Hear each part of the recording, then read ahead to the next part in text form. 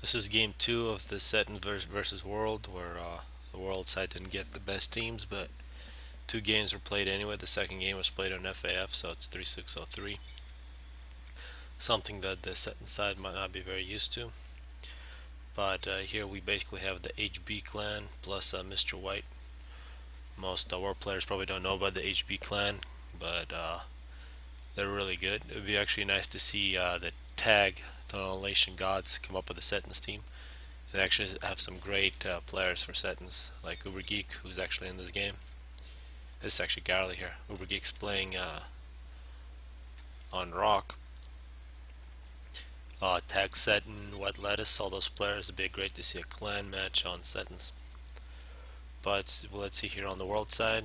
This is the Seton side. We have Erwin Pommel. We have Necrophil. Mr. White's on Rock, an excellent Navy player. And in the middle we have Kinky Priest. So as we saw in the middle for the World side, we have Garley playing Cybern. Really difficult to play Cybern. He's actually taking on Seraphim, Aeon versus Cybern. Really weak commander for Cybern faction. We also have here a Zip Pilot. This guy actually the top score here at minute 1. He is playing as Aeon. We got Ubergeek playing on Rock, and in the back we got Red Dev. So let's see if having the home field advantage pays off. We see here Garley going very aggressively for the mass with his Engie. This is nice to see. It's going to be a factory attack move, so that this Engie can reclaim from far away. This is actually really nice to see. Usually people don't do that, but it's pretty creative. And now we have a couple hunters from Garley. Usually the light assault bots go through the bottom channel, because through the top one you will meet the ACU. So let's see. This is excellent from Garley. Usually you get something like Seraphim player with some arty in the air, and it would have taken care of the situation. So a very nice play from Garley. Now he's got his ACU and he's going for a PD. So here's where 3-6-0-3, there's basically a boost for this strat, because PDs are best taken out with an overcharge, and usually at this point of the game there is no overcharge capability. So we saw that Engie from Garley getting taken out by the ACU, but it did get about 3,000 mass for Garley. So another point, this PD here, it's nice to get an early PD, but it won't protect too much of the mass. If we look, we see that Mr. White has dropped off a few Engies on his island, and is going to drop on the pilot's base. So far Garley's played very well in the middle. And you can see this drop from Mr. White, a Mantis, a Hunter, and an Engie. So it's going to be a 3 mass extractor loss for Pilot. Pilot's going very early Navy. Already got a sub out, minute 5. And in the middle we see that Kinky Priest is getting hit by that PD. So the PD got about an extra 1,000 mass for Garley here. Let's see how much he's extracted. 4,000. Kinky Priest at 9,000. So somehow with the PD and the Engie attack move, Kinky Priest got more than twice as much mass as Garley. So good ideas, but perhaps not the best execution. So that's one drawback about making a PD. You're wasting your time making it instead of reclaiming mass. Surprising, given that Garley looks like he got most of his mass with that first Engie. Obviously at minute 6, Ubergeek taking over his island finally, and it looks like he's going to get a nice T1 Navy spam. There's a bit of fighting with some T1 bombers here with Necrophil, but Ubergeek has a pretty nice T1 naval presence. That's a very nice bomb, 4-kill bomber from Necrophil. We can see the sub. So one problem with sub is that it doesn't have a lot of damage per second, but this one's getting quite a few kills. You see 6 kills already, very nice sub from Pilot. But as soon as you get this torpedo launcher, that sub's going to die. Let's see, a total of 9 kills. Actually an excellent sub. So that's 500 mass that this sub has just killed in terms of NGs. Now we see the fight in the middle. Garley's getting an upgrade directly in the middle of the map. This is dangerous. This is exactly what will happen. You're going to get hit with some arty, but not the best execution from Kinky. And good aggression from Uber Geek, taking out the NGs, getting Kinky the upgrade. It would be nice to see a submarine on the water. He could force Kinky out of the water. There is a submarine on the way. I do see a sub from Necrophil as well.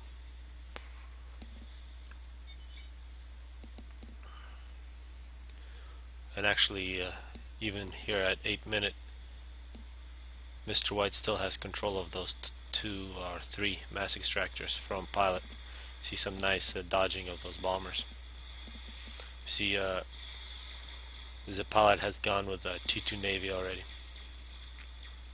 We see T2 from Garley. This is the best unit to use versus Auroras. It's a good move from Garley. And since he was getting an upgrade, looks like he's got stealth on his ACU. Most likely also has the gun. But now we see that Kinky has T2 on his ACUs, making some PD. It looks like Kinky is going to play very defensively. Very surprising. It's a very safe gameplay. We see in terms of scores, we see the top 3 scores are from Pommel, Mr. White, so the 3 back players from the Setons side, which is not surprising. So one thing we should look for is see if the Setons side has learned to make power storage, and we do see power storage has been a nice thing to bomb right there. So 2 bombs from a T1 bomber take those out. Let's see if other players are doing it. Mr. White, most likely forgetting.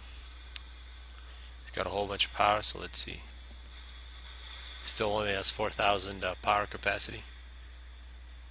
That's one annoying thing for new players to 3603. Look at Necrophil, also only 4,000 capacity, so no power storage. And Pommel, also only 4,000, but already has plus 5,000. So it looks like the 3 players from the backside on Setons team do not know about 3603 too much.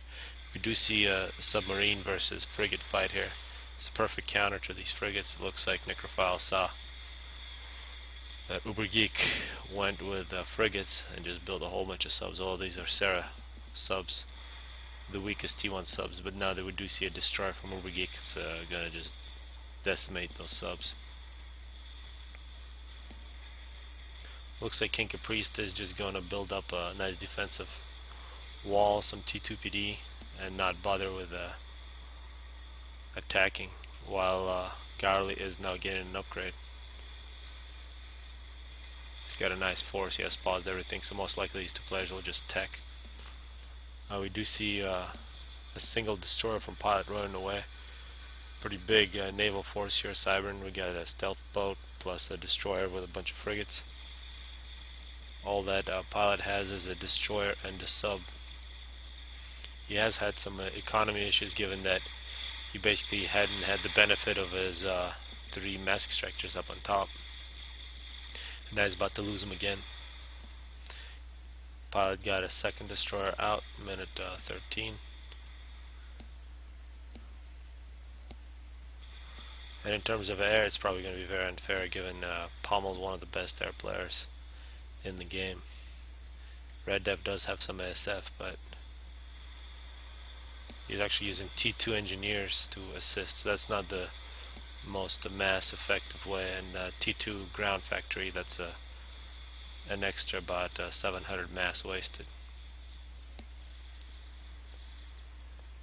See some scouts from Red Dev getting taken out. Some cruisers from Mr. White. It looks like Uber Geek is going to help Pilot out with some bombers. So the Mantis dropped off by Mr. White, killing off mass extractors. And now minute 14 we see two destroyers, two alien destroyers. These are really difficult to micro. Not very good. And now we see the effect of stealth. The pilot does not see what to shoot at, so he's not firing. Now nice micros. You're pushing T1 ahead, T2 behind. Now we see Red Dev using his ASF. So we have local air domination from the top side, but now we're going to see Pommel come in with his Air Force. At the same time we see Ubergeek actually moving in with his Navy. We see Garley in the water. Strange what he's doing there. Looks like it's still T1 ACU, and now we see two destroyers that might actually do a kill off Mr. White's destroyer, but a really big T1 presence from Mr. White. And you can see this is very effective against a unit like the Aeon destroyer, which has a really low fire rate. And now we see cruisers now coming in, another destroyer, and now most likely we'll still another destroyer. Mr. White will switch to cruisers, and this is kind of what you want to see. Multiple T1 factories being built, all assisted by NGs, and a single T2 factory. This is pretty standard, really nice to see from Mr. White. But we still see these top three mass extractors in trouble. See pilot trying to get some torpedo launchers to counter, but that's not happening, and we see this cruiser. And air has been completely lost by Red Dev to Pommel, which is not surprising. Pommel actually almost doubling the score, actually is doubling the score of any other player, including Red Dev. See Ubergeek, probably the best player on the world side at this point. He's going to have a naval fight. This is going to be Seraphim versus Cybern. Seraphim is really the best at T3 stage, but it looks like a purely T1 force from Necrophile going up against mostly T1, but we do see T2 ships from Ubergeek as well, and this is just pure aggression. Doesn't really look like a Necrophile has numbers, but he is the more aggressive party in this one. He does have some destroyers coming out as well. And now we see this is what Garley got. He's got the torpedo launcher upgrade on his ACU. He's going to go kill off some frigates. So stealth plus the torpedo launcher upgrade are a really nice combination. We do see Strat bombers now coming out. Spider bot halfway done from Garley. He does have a T3 anti-air, excellent protection versus bombers. 16 minutes, halfway spider bot. That's a pretty quick experimental from Garley. We do see a GC being built by Kinky Priest. We see some teamwork here. All different colors. Working on the experimental for the middle. And now this fight, Ubergeek seems to be getting the better of this one, since he does have some T2 mixed in. We do see T2 coming in from Necrophile. This is a great thing about 3603. We do see Rex from Navy.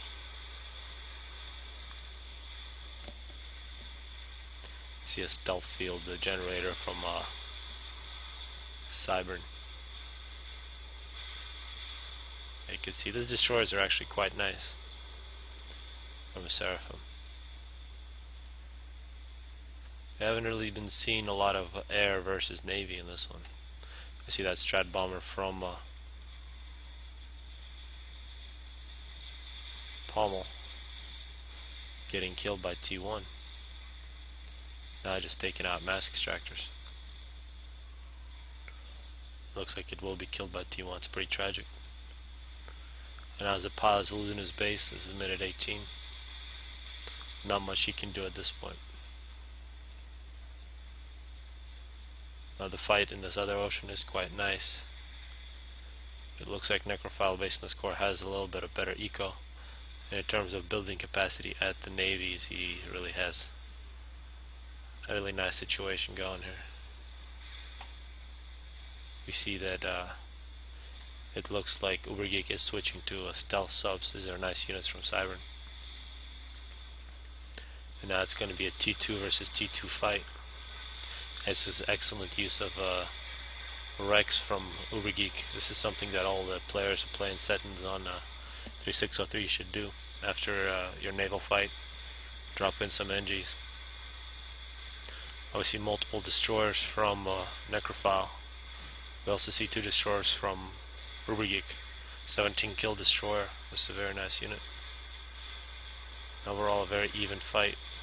Nice to see a cruiser coming in from far away. Should stay far away, just use its range. And now we see the destroyer, one of the destroyers getting killed. It looks like Ubergeek still has the upper hand in this fight. And now we see the GC coming in through the middle. This is 18 minutes. Spiderbot has been finished by Garley. This is really built by the entire team.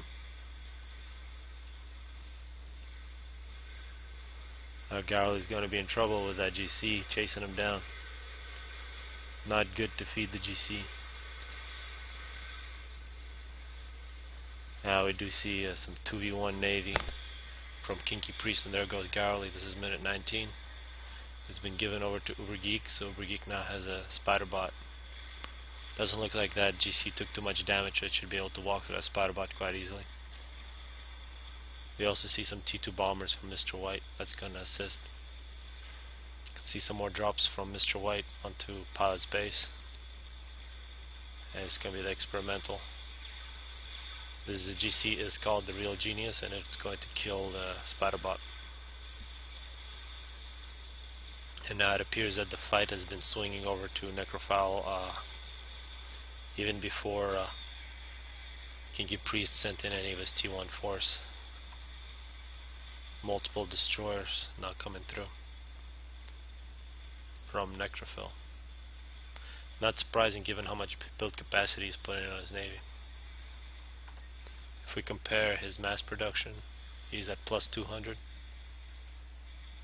Let's see, Mr. White is at plus, or see Ubergeek here, plus 272, so excellent economy from Ubergeek as well. A very even fight between Ubergeek and Necrophile. And now the GC is just going to keep on rolling through.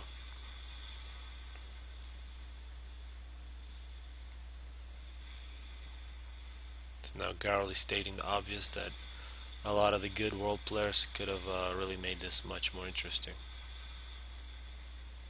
But hopefully that'll happen in the future.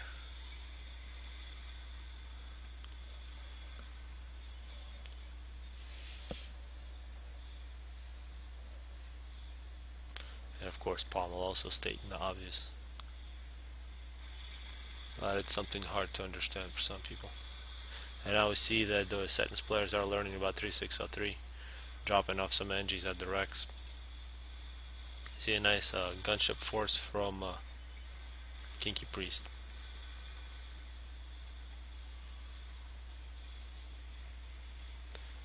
You can see a wall of Navy from Mr. White. You might see a pilot trying to overcharge some of these destroyers. Looks like he already did overcharge one of them. And this is the second to last mass extractor from the pilot getting killed.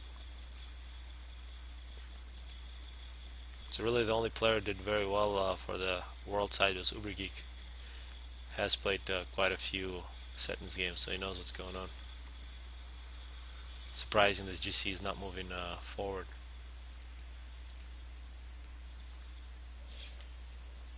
This is the proper way to scout. Nice line. This line is going to start moving sideways. You can see the entire map this way. And now we might see the death of the pilot. He's dodging some bombers, some destroyers. He's a really good dancer. Down to 10k health, and there goes pilot at minute 22. So that death should be avenged by people like Funkhoff and Zoc, who basically just left Pilot and Garley to fight against all the Setons players.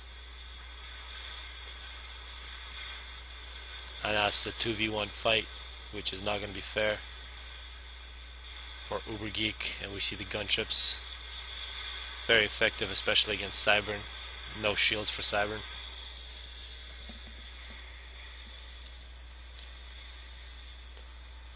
It's a 4v2 fight. Not many options for Uber Geek. He really does not have the build capacity at his shipyard at this point. We want to see a lot more NGs in the water. Something that looks like this. We see T3 Navy, now some T3 subs coming out from Necrophile. And actually 2 T2 factories and 1 T3 factory now.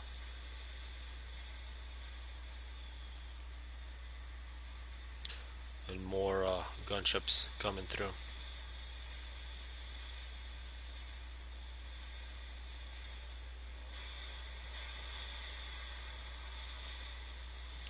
Some of those T2 subs surviving, but not causing too much damage. And now the GC is moving toward Uber Geek space. Some Strat bombers coming out from Pommel. Probably be the end for Red Dev, who decided to go with T2 engineers and kennels instead of T1 NGs to spam air, which is probably not the best thing to do. At least probably not until 40th minute.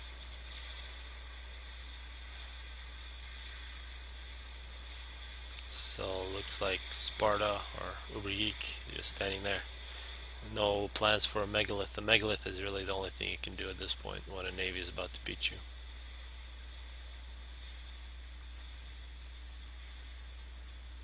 A destroyer from Mr. White walking on land.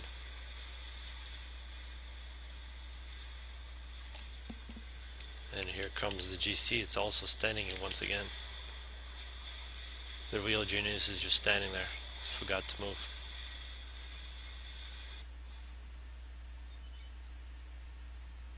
Appears the game has been paused by Red Dev.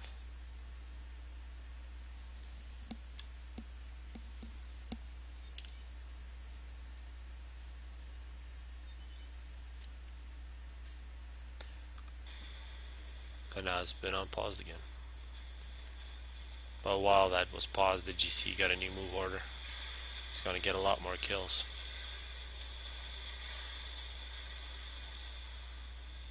So one thing I noticed in the last 2 games from world players, they really like to build T3 air from rock. And obviously the gunships.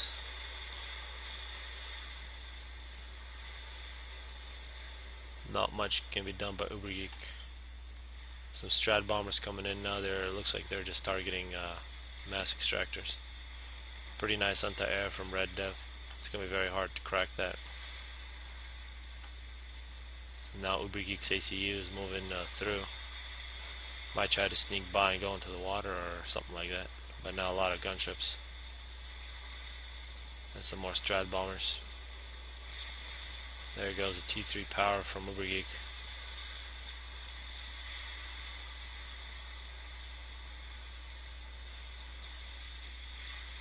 .215 kills on the GC. And the Strat bombers are trying to break through Red Dev's shields. Looks like it's going to be a very difficult task.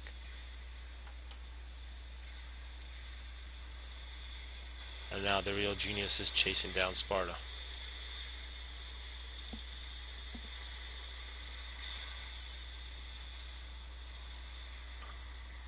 Be nice to see Uber Geek, Wet Lettuce, Seton, maybe Funkoff or Zoc on the world side.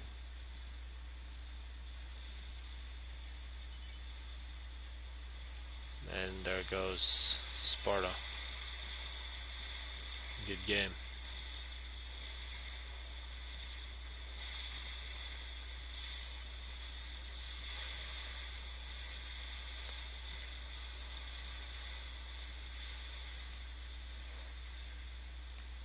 Now the Strat bombers coming in to kill off Red Dev.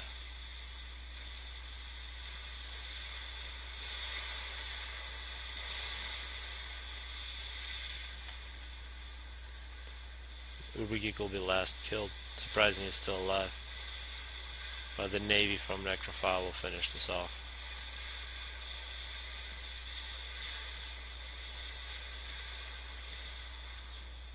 So there it goes again.